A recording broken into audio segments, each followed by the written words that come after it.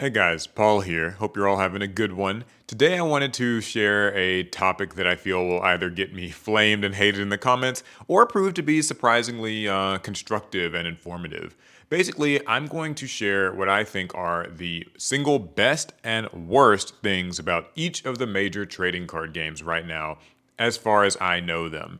So what that basically means is I'm a Yu-Gi-Oh player by trade. That's my primary game that I've played for pretty much my whole life. And I only interact with other card games kind of like just from the periphery. I have dabbled in a few of them. I've tried to collect a few of them. I know how to play most of them, but I'm not an active player in them. Still, though, I see people who play at the local card shop and I talk to them and, I hear some of the conversation through the grapevine on the internet.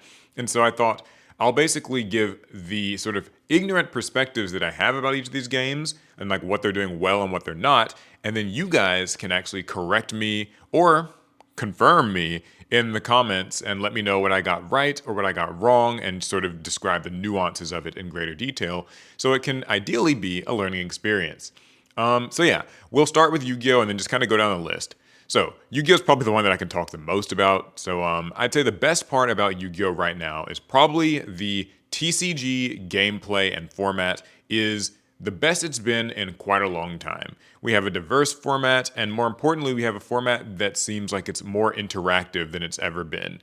Both decks are usually able to play on turn zero thanks to a lot of the cards from Justice Hunters being things that like reacts to your opponent doing things or let you have like a quick effect to kind of get your engine or combos started in your opponent's turn. And from a distance, this can look a little bit daunting and maybe like unhealthy. Like, what the heck? You're getting a play during your opponent's turn? This is not fair. That doesn't sound fun at all.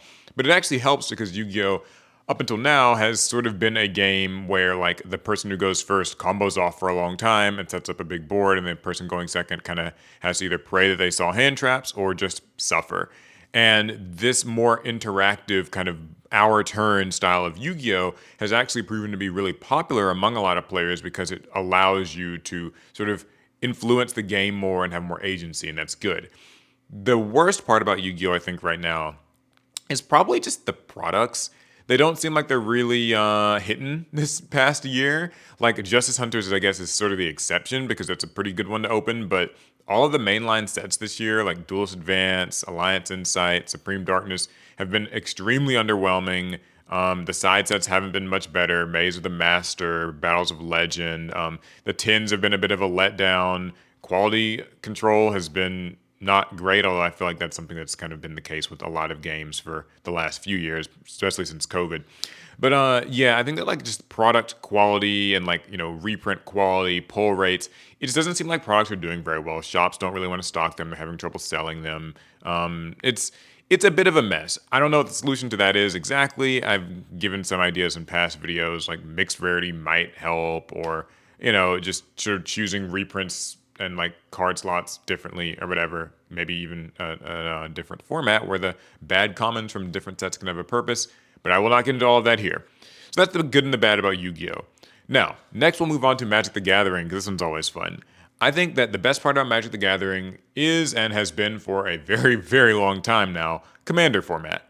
That's kind of a cop-out answer because, like I said, I don't know much more about Magic, but like people love their Commander. Commander nights just seem like it is a ritual at just every card game space that you can possibly think of.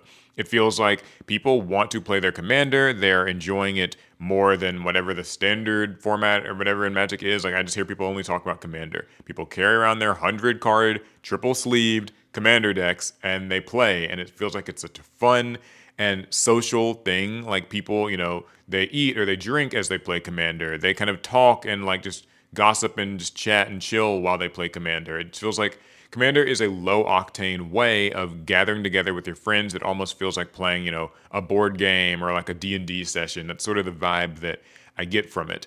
So people seem to really like Commander formats. However, the bad thing, I guess, about Magic that feels like everyone complains about it right now is Universes Beyond. I feel like I cannot hear the end of people hating Universes Beyond. And I'm not saying that as like, you guys need to shut up, you're just whining. I from the outside looking in, gotta say, I think it's kind of probably gone a little overboard. Like I know this year they had like Final Fantasy, they're doing Spider-Man right now. I know the Avatar: The Last Airbender's happening, And I know there's like a bunch of secret layers, and that's kind of a thing where you gotta like wait in a queue for the to order your products. But yeah, Universes Beyond seems like it's a little bit rough, mostly because it, sort of dilutes the identity of Magic the Gathering. The fact that mainline sets aren't seen as being like as in high demand or as important even to like Wizards or Hasbro. I can see where like if you're a longtime Magic player, you wouldn't like that. It's weird because as a Yu-Gi-Oh player, sometimes like it feels like one of those the grass looks greener type of situations because so many people are buying Magic packs and getting into Magic because of the collabs. And I was certainly tempted to, maybe pick up some Final Fantasy Magic cards. But then when I realized they're also hard to buy, I was like, well, whatever. It's just not really for me.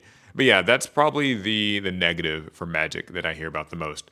Okay, next is Pokemon. I think that the best part about Pokemon is I think it's just that like the cards are really cool looking. Like I know that's sort of shallow, but I really do like how Pokemon cards look. I think that if you're a fan of Pokemon, then you can appreciate all the different art styles that they use. Sometimes it's like that sort of clay like figure looking art they'll use. Other times it's CG, other times it's just some really abstract cool like art. Other times you get like the comic book look. They experiment so much with like the rarities, and they'll have like those like golden rares or rainbow. I don't know what this stuff is called, by the way, in case you couldn't tell. But I think that yeah, like Pokemon cards look amazing out of the pack, and that's probably the best part about it.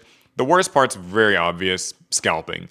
It seems like Pokemon has the biggest issue with scalping of all the card games, and that makes sense. It's the biggest IP, and anytime that they release some super rare alt art of like a Pokemon from the first two generations, it's pretty much just a recipe for success, I guess, but also like a recipe for disaster, as you will see videos of people in Costco's and Targets and Walmart's like fighting over cards and trying to hack vending machines that give out cards so that they'll bypass their limits. And you'll see people who are in like these discords and groups and stuff saying like, here's what you need to invest in, like the Pokemon cards are stocks. And nobody, or I don't want to say nobody likes it, I mean, because they like it, but nobody really seems to feel very fondly about scalpers. It makes it seem rough to actually just get your hands on the stuff. I hate the idea of little kids not being able to, like get their hands on Pokemon cards. That just sounds really tragic and kind of heartbreaking. So, yeah, it's also, like, I don't play Pokemon, so I'm glad I don't have to like do that fight. But it does seem cool that you can like buy a card and it could randomly end up being like worth a bunch of money like down the line. Larry the other day was saying like he has some Gengar EX cards that are like several $100s and he bought them for like $5 on a whim like a few years ago or something. So I don't know. That sounds cool, but yeah, generally the scalping seems like it sucks. Okay, next is the Bandai games. I feel like I can kind of talk about these collectively. I feel like the best part about the Bandai games, that's to say, namely Digimon and Gundam, but also One Piece, is I feel like the alt arts are very, very nice looking. And just, like if you're a fan of things like Digimon in particular or like Gundam, it's great to see these like high resolution, high quality art, like renders of your favorite creatures or your favorite mobile suits. So I think that the way that they handle those alt arts and stuff is very nice. It's similar to Pokemon. I know One Piece also has like what are they called? The wanted poster cards, and like they recently had Gege, the mangaka for Jujutsu Kaisen, did or is like doing some One Piece cards. So yeah, like just kind of having creativity in the art and like presentation of the cards is one of my favorite parts about all the different Bandai games. But collectively, I think that the part that they seem to not do so well at is honestly just self cannibalization. Like at my local card shop, because Bandai has so many games, because remember, there's like Dragon Ball Super Fusion World, Union Arena, Digimon, One Piece, and now Gundam, and whatever else they maybe decide to release in the future. It can be really tough for a card shop to actually run all of them. And because the Bandai games sort of feel like they run together, it's like if a community is playing one Bandai game and a new one comes out, it kind of creates a problem where like typically the people playing Digimon are also the ones who got into One Piece, and a lot of the people playing One Piece are the ones who are getting into Gundam. And that's great, but then it's like it can actually like splinter your community. And like I was saying, in my local card shop, they have a tough time even scheduling all the events because there's just too many Bandai games to actually feasibly schedule into one weekend alongside your Magics, Yu-Gi-Ohs, and Pokemons. So, and everything else that we're going to talk about, which is, I guess, only like two others. Yeah, so I think that this sort of slight cannibalization is probably the biggest issue. I'd love to hear more from people about if they're like feeling that squeeze in their local communities, though, because that feels like that's probably the one that's the most anecdotal for me. But I've heard other people complain about it. So yeah. All right, next one is Bushiroad games, namely Cardfight Vanguard, although I feel like this could sometimes maybe apply to Y Sports to some small degree, but I'm not familiar enough with that game to speak in any sort of authority on it. So what I think that Cardfight Vanguard does best is it's got a running anime. And by golly, as a Yu-Gi-Oh player, it makes me kind of jealous because we have not really had an actively running anime in what feels like years. I know that there have been Yu-Gi-Oh! 7s and Go Rush, although those feel they're just not quite the same. And you know what I mean when I say that. This is no hate to Yu-Gi-Oh! 7s and stuff, but it's not like a full kind of Yu-Gi-Oh anime in the way that you expect it. But anyway, Cardfight Vanguard has an actively running anime, and I think that that's something that's really cool because it feels like the anime represents the card game well. They're following the rules of the card game. They're showcasing cards that you can pull and get and play. I like that the premise is that these are actually people who play the card game as like a trading card game in the world that they live in. Duel Monsters is a little different because sometimes it can get very like Fate of the World-ish. So that's a matter of flavor or taste as to what you prefer. But I think that just having an actively running anime helps to kind of promote the card game, get people interested, makes it feel like just good connective tissue. And Yu-Gi-Oh's lacking that. Bushiroad games, though, I have heard, and this is just something I've heard, is that they kind of prioritize Japan in terms of how they distribute games. And so, like, Japan will sometimes get certain promo cards and certain like pack structures and crossovers that just won't come to America, and they don't really change any of that up when they release it in the West. They'll just sort of like be like, okay, you're not going to get this promo, but everything else is the same, and so it can drastically change how formats look and card availability things, and sort of leave certain themes feeling incomplete. So I'd love to hear a little bit more about that and if that's actually true or not, or to what extent that it is true.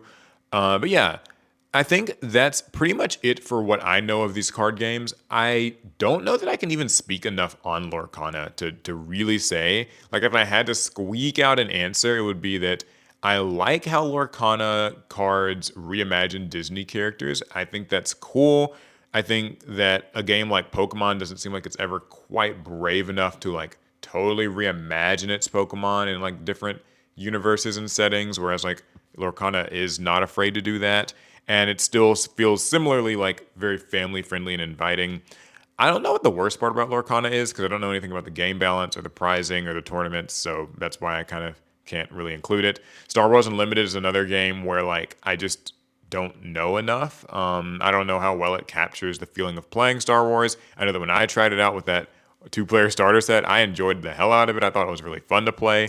It felt just unique. I liked the whole passing priority thing and like the base cards and the land and the air and like putting cards. I thought that was cool. I enjoyed that. But I don't know what's bad about Star Wars because I just don't know enough people who play it. And I know that Riftbound's coming out soon. So yeah.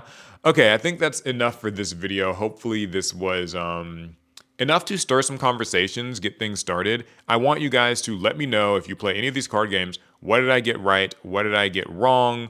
Are there details that maybe change the nuances of all of these points and discussions, or am I pretty much on the right track? And if you don't play any of these games, you just play Yu-Gi-Oh! Well, I guess this is some insight into how like every card game's got its problems, but we all still play them.